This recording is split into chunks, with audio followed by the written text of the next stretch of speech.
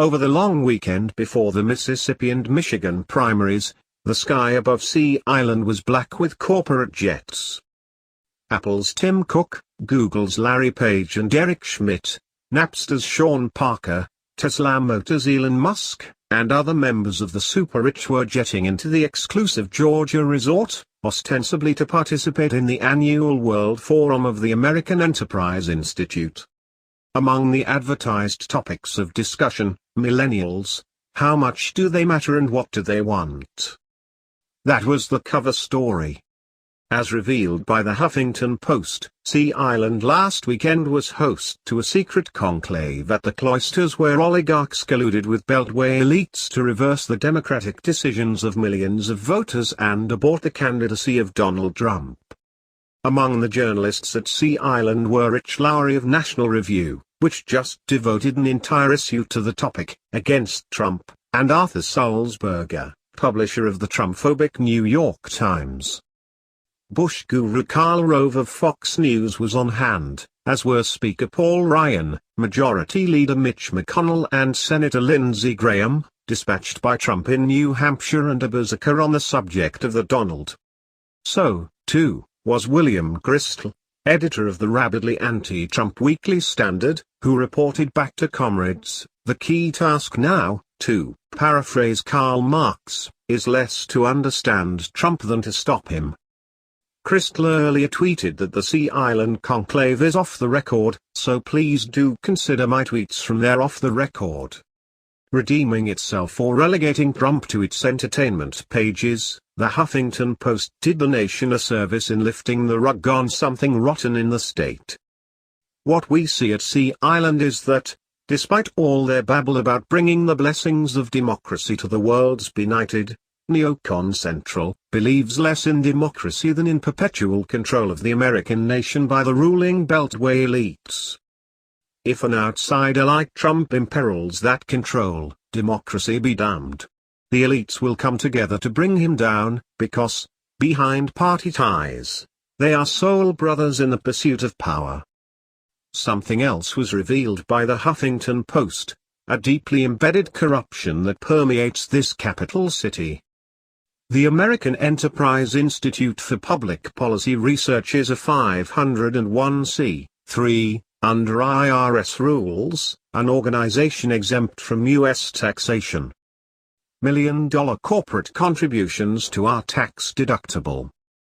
This special privilege, this freedom from taxation, is accorded to organizations established for purposes such as religious, educational, charitable, scientific, literary, or the prevention of cruelty to children or animals.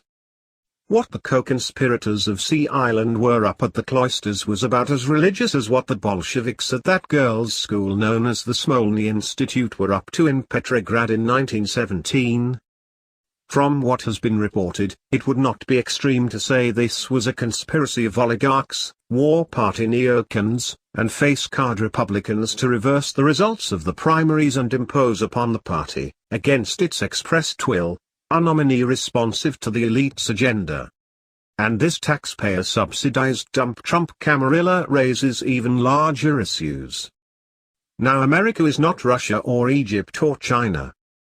But all those countries are now moving purposefully to expose U.S. ties to non-governmental organizations set up and operating in their capital cities. Many of those NGOs have had funds funneled to them from U.S. agencies such as the National Endowment for Democracy, which has backed color-coded revolutions credited with dumping over regimes in Serbia, Ukraine, and Georgia. In the early 1950s, in Iran and Guatemala, the CIA of the Dulles brothers did this work. Whatever one thinks of Vladimir Putin, can anyone blame him for not wanting U.S. agencies backing NGOs in Moscow, whose unstated goal is to see him and his regime overthrown?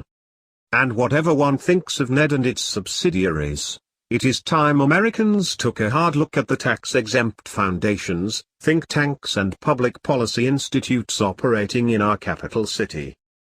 How many are like, scheming to predetermine the outcome of presidential elections while enjoying tax exemptions and posturing as benign assemblages of disinterested scholars and seekers of truth? How many of these tax-exempt think tanks are fronts and propaganda organs of transnational corporations that are sustained with tax-deductible dollars, until their resident scholars can move into government offices and do the work for which they have been paid handsomely in advance? How many of these think tanks take foreign money to advance the interests of foreign regimes in America's capital? We talk about the deep state in Turkey and Egypt, the unseen regimes that exist beneath the public regime and rule the nation no matter the president or prime minister. What about the deep state that rules us, of which we caught a glimpse at Sea Island? A diligent legislature of a democratic republic would have long since dragged America's deep state out into the